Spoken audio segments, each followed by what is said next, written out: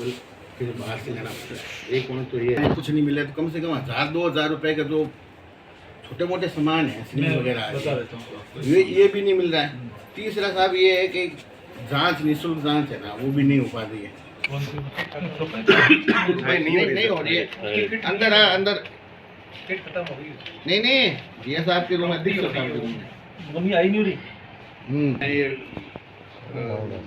Sonography होती है साहब। एक तो सोनोग्राफी जैसे 22 नंबर रूम में यहाँ से भेजते हैं, जैसे ट्रॉमा सेंटर में कोई चला जाता है एक्सीडेंट हुआ हुआ, वो उसको 22 नंबर रूम में भेजते हैं। कब की बात है? कब मतलब मॉर्निंग में, इवनिंग में, नाइट कब भी पूरा हो जाता है। जैसे बच्चों का पूरा रूटीन होता है ना, अपने इनको 3 साल आपकी पूरे हो गए, अब आप रिलीव हो जाओ, दूसरे बच्चे नए बच्चों को इसलिए किया हुआ है। लेकिन ये बच्चे कह रहे हैं कि हमारे अभी थोड़ा सा टाइम बाकी है।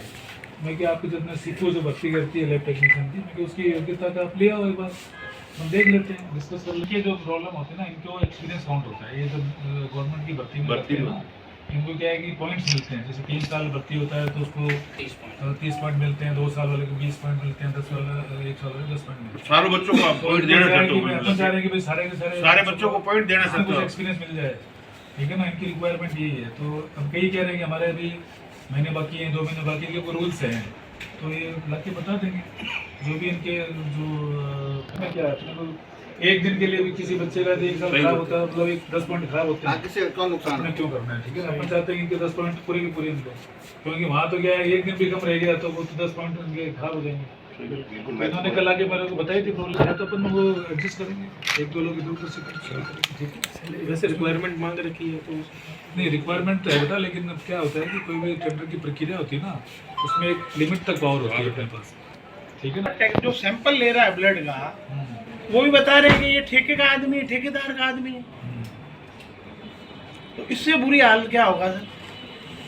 एसएसबी में उनको आता है या नहीं आता? मैंने वो नहीं तो आप बाथरूम देख लो सर, बाथरूम भी आप देखोगे ना, इतनी बुरे हाल है इसमें। आप निरीक्षण करो, आपको पता लग जाएगा कि एकदम बेहोश हो जाए आदमी, उनको चला जाए ना, यहाँ पे मतलब ना तो भाई आपका नर्सिंग स्टाफ पीडीएम का अपने और दूसरे अदर स्टाफ होते हैं, वो फिर भी अपने पेशेंट को अच्छे से बात करते हैं, अटेंड करते हैं।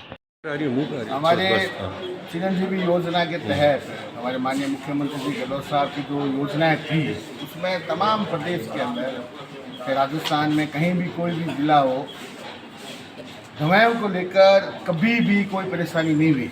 आज इतने बुरे हालात हो गए हैं, जब से भारतीय जनता पार्टी की सरकार आई है, भजन लाल जी मुख्यमंत्री बने हैं, तब से बुरा हाल है। आज हमारे पीबीएम के अंदर लगातार कोई योजना से किसी को दवाई नहीं मिल रही, और दवाई के साथ साथ में छोटे मोटे जैसे ग्लव्स हैं, सिरिंज हैं, कैनुला हैं, ऐसी स्थिति भी ये भी लोग बाहर से मंगवा रहे हैं। लगातार प्रशासन से बात करने के बावजूद भी एक बार भी उनकी सुचारू व्यवस्था नहीं हो पाई है।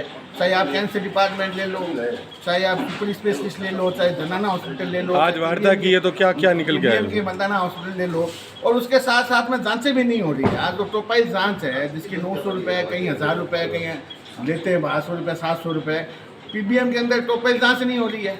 आदमी पेशेंट बाहर भाग रहा है, कोई इमरजेंसी में रात को 2000 दे के आ रहा है, कोई 900 रुपये दे के आ रहा है। इन सारी चीज़ों को लेकर, सफाई व्यवस्थाओं को लेकर, और साथ में जो कर्मचारी जो हैं उनके जो बिहेव हैं, आज अभी थोड़ी व्यवस्था ठीक है, लेकिन है ना उनके ड्रेस कोड वगैरह अभी सुचारू हुआ है, लेकिन आज भी थोड़ा सा बिहेव मिसमैनेजमेंट जनता के बीच में रह जाता है। तो हम तमाम मांगों को लेकर आज एक ज्ञापन दिया है, और हमें अधीक्षक ने आश्वासन किया है कि जल्दी हमारे पीछे से कोई दवाएं नहीं आ रही थी, तो इन 3-4 दिन के अंदर ये चीज़ें की शिकायतें दूर हो जाएगी।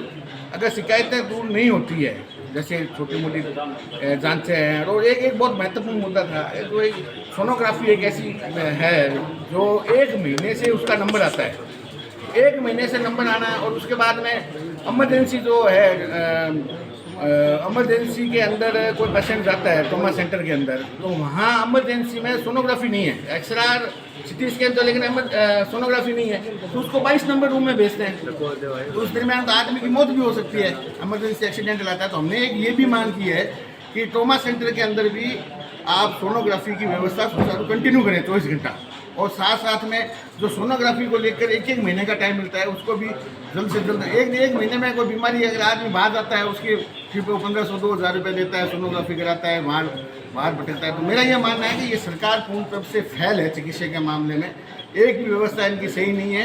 अगर यही हालात अगर पीबीएम के अंदर रहेगा तो हम कांग्रेस जन आने वाले समय में इसका बहुत बड़ा आंदोलन करेंगे या घेराव करेंगे। आज एक शिष्टमंडल के माध्यम से तमाम ब्लॉक अध्यक्ष, प्रदेश पदाधिकारी और अग्रिम संगठनों के प्रदेश अध्यक्ष के साथ में हम सब यहाँ आए हैं और हमारे जो अध्यक्ष जी हैं वो भी जयपुर गए हुए हैं। तो कांग्रेस एक जुट है जनता की आवाज़ उठाने के लिए और जनता की आवाज़ उठाती है। ऑडियो वायरल हो रहा है, उसके बारे में क्या कहना चाहिए? देखिए ये हमारे ऊपर लेवल का मामला है और मुझे लगता है कि ये बनाई हुई बातें हैं, ऐसा कुछ नहीं है। कांग्रेस एक है इस मामले में। ठीक है।